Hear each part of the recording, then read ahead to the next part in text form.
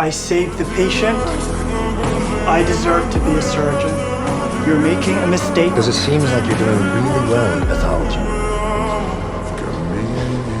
I am not leaving your office until you reinstate me. Do you really think it's a good idea to try and bully me? I am a surgeon. Do you realize that you're proving my point? That you're acting immature, showing that you don't know how to communicate and you can't control your emotion. I am a surgeon. But you do have a talent that I value. I am a surgeon. I am a surgeon.